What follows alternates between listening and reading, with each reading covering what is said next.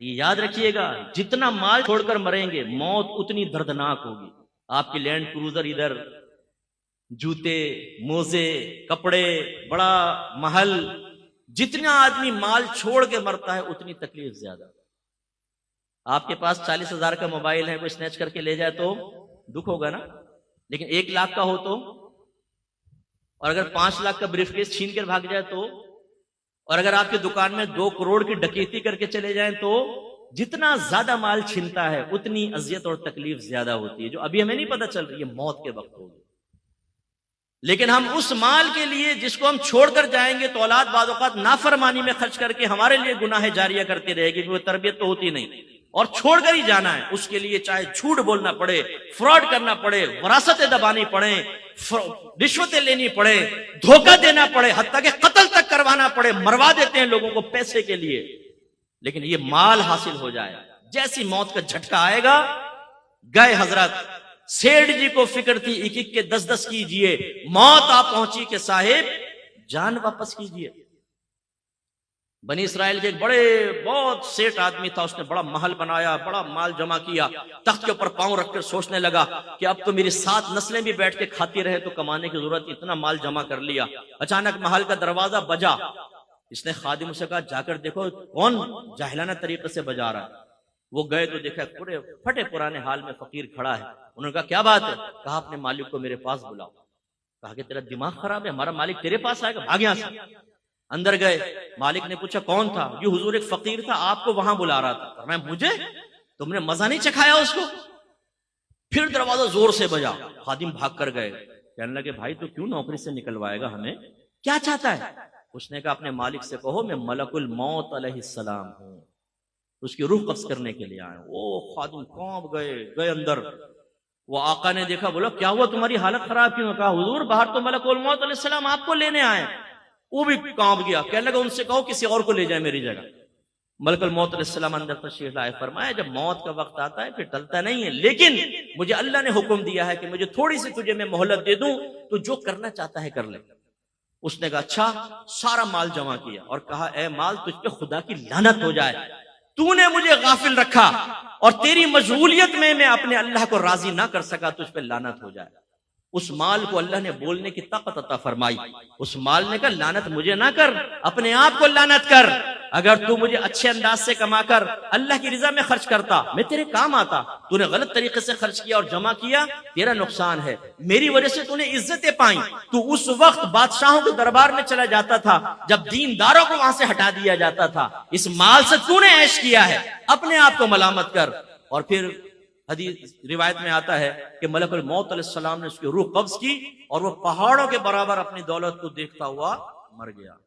بے فکر رہیں، یہ عنقریب اعلان ہوگا. مفتی اکمل صاحب کا انتقال ہو گیا، فلاں کا انتقال سنتے ہیں نا ہم. آپ کا میرا بھی مسجد کے مائک پہ اعلان ہو رہا ہوگا. ہم نے کون سا ایسا آب حیات خضر علیہ السلام سے لے کر پی لیا کہ ہمیں موت نہیں آئے گی، محلے والے مر جائیں گے ہم بچیں گے؟ بہت جلد موت آنے والی ہے. اس لیے اپنا محاسبہ کریں، اپنا احتساب کریں. جو شادی شدہ ہیں اپنی لائف کو شریعت کی طرف لے کر آئیں اور تقاضائے شریعت کو پورا کریں تو نجات ہوگی. تو سرکار نے ارشاد فرمایا پہلا دوست مال، پھر دوسرا جس کے لیے ہم کتنے گناہ کرتے ہیں. سرکار نے فرمایا دوسرا دوست رشتہ دار اور دوست احباب، ان کی دوستی قبر تک رہے گی، لیکن جیسے ہی آپ کو قبر میں رکھا جائے گا سرکار فرماتے ہیں اس کی دوستی بھی ختم. ہم کتنے گناہ اپنے دوستوں کے لیے کرتے ہیں. ہم میں سے بہت سے ایسے بیٹھے ہوں گے جو اس مروت میں کہ میرا دوست ناراض ہوگا وہ حرام اور گناہ کبیرہ کرتے ہوں گے، لیکن جب آپ مریں گے نا تو یہ دوست شاید آپ کا جنازہ تک نہیں پڑھیں گے. برا نہیں ماننے کہ میں گراؤنڈ ریلیٹیز پہ کلام کرتا ہوں. جتنے آپ کے دوست ہیں نا ایسی مذاق میں پوچھے گا ذرا جنازے کا طریقہ تو بتا، اور پھر پوچھے گا اچھا جنازے کی دعا تو سنا، وہ کہے گا کچھ نہیں آتا. اس کا مطلب یہ ایسا دوست ہے کہ آپ کا جنازہ پڑھا ہوگا، غیر آپ کے لیے دعا کر رہا ہوگا، غیر آپ پر نماز پڑھ رہا ہوگا. یہ ایسا دوست آپ نے پالا ہے جو مرتے وقت آپ کے لیے دعا تک نہیں کرے گا.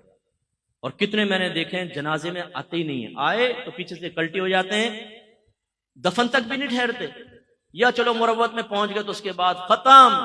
اپنے تمام دوستوں کا بھی ذہن میں لے کر آئیں کون کون آپ کے مرنے کے بعد آپ کی قبر پر آئے گا. ہر ہفتے، چلو مہینے میں ایک بار، چلو سال میں ایک بار. نو کوئی نہیں آتا بھائی. یہ جتنی ویلیو اس وقت میں پبلک کے درمیان حاصل ہوتی ہے نا، 2 منٹ میں موت کے بعد ختم ہو جائے گی اور ہمیں قبر میں سب تنہا چھوڑ کے چلے جائیں گے۔ اور میرے آقا نے آخری بات بیان فرمائی، تیسرا دوست اس کا اچھا یا برا عمل ہوتا ہے، یہ ہمیشہ ساتھ رہے گا۔ اب جو ہمیشہ ساتھ رہے گا اس کے لیے ہم جیسے کوئی آدمی کہے تو کہتے ہیں جی مت کر نصیحت ناصحہ، دل میرا گھبرائے ہے، اس کو دشمن جانو ہوں جو مجھ کو سمجھائے ہے۔ ہمارے ماشاءاللہ یہ کون بیٹھے ہیں جی، عاشقان رسول کو ہمارا سلام ہو۔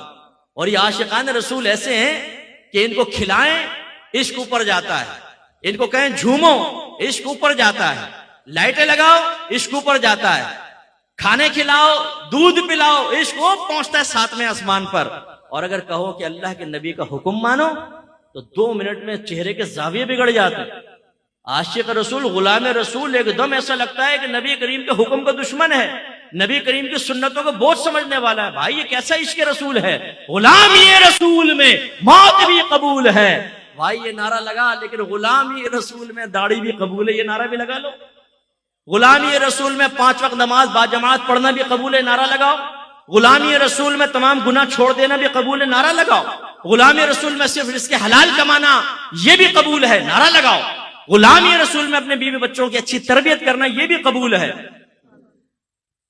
ہمارے نبی کرم فرماتے نا، آخری میں کرم فرماتے نہیں فرماتے، بولے رحمت للعالمین ہے۔ اگر ہرنی بھی بے چین ہو تو میرے سرکار بے چین ہو جاتے ہیں نا۔ سرکار ہمیں دیکھ رہے عقیدہ ہے، چاہیں تو اللہ کی عطا سے دیکھ سکتے ہیں، دل کے خطرات تک پر واقف ہے میرے آقا صلی اللہ علیہ وسلم، اللہ کی عطا سے چاہیں تو اس محفل میں تشریف لا سکتے ہیں، اتنا کرم۔ لیکن اس عاشق رسول سے اگر آپ یہ کہیں کہ تم ایسا کرو، اپنے گھر کا دروازہ بند کر کے بیوی بچوں کو کمرے میں بند کر دو اور سرکار سے فریاد کرو یا رسول اللہ کرم فرمائیں، آپ کا عاشق کمرے میں بند ہے، کمائے گا نہیں، آپ ہی کھانا دیں گے، سب کچھ رحمت للعالمین انشاءاللہ دیں گے آپ کو، یار مرنے کو ہی دیں گے۔ ذرا آزما کر دیکھیں اپنے عشق رسول کو، 2 منٹ میں امتحان نہ ہو جائے تو پتہ چلے ہمیں۔ ہم نے زبانی دعوے اور نعرے کر کر کے، نعرے لگا کر اپنے آپ کو بھی دھوکے میں مبتلا کیا ہوا ہے، اور اپنی آنے والی نسلوں کو یہ پیغام دے رہے ہیں کہ جس چیز سے نبیوں کی زندگی خالی ہے، صحابہ کی زندگی خالی ہے، اصحاب رسول کی زندگی خالی ہے، اولیاء کرام کی زندگی خالی ہے، وہ تم اختیار کرو۔ اور وہ کیا ہے؟ گناہ خوب کرو لیکن بس کہتے رہو غلامی رسول میں موت بھی قبول ہے، ہم رسول اللہ کے، جنت رسول اللہ کی، بس سرکار کرم فرما دیں گے۔ بھائی سرکار ضرور کرم فرمائیں گے، میرے آقا کی رحمت بہت بڑی ہے، لیکن پورے قرآن کے احکام ایک طرف رکھ دیں، حدیث کے احکام ایک طرف رکھیں، اور صرف خانہ خامہ بس سرکار سے حسن ظن قائم کر کے آخرت کی تیاری نہ کریں، یہ کس نے سکھایا؟ تو پھر وہی میں نے آپ کو امتحان میں ڈالا ہے۔